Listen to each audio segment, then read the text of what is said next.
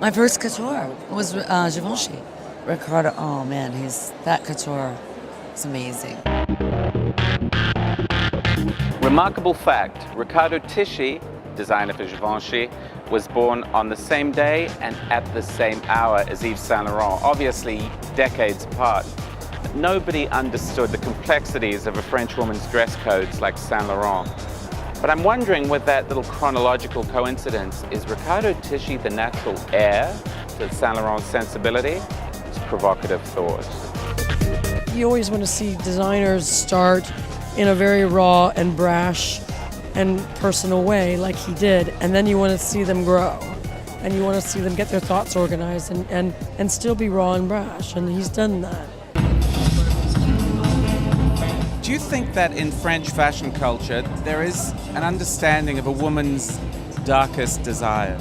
I think the French woman has kind of a complex of being bourgeoise. The light side of it is to be really ladylike by day and a hooker by night.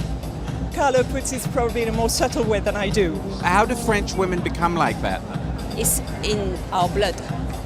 It's something very French. It's true. It's a mix of very conformist and not conformist at all.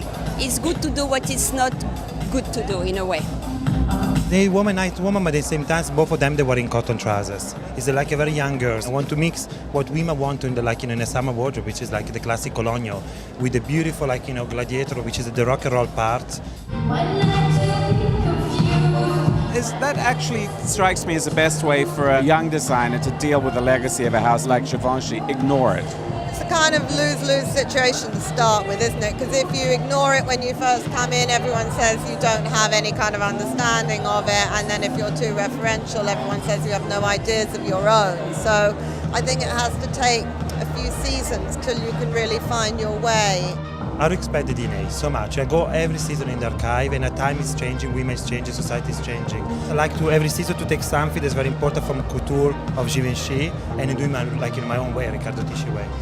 What I really felt about this show was that he'd kind of made Givenchy his own, and it was like without any particular references to Givenchy in quotes. Having studied Givenchy now, I love what Ricardo's doing with the name, and it's fantastic.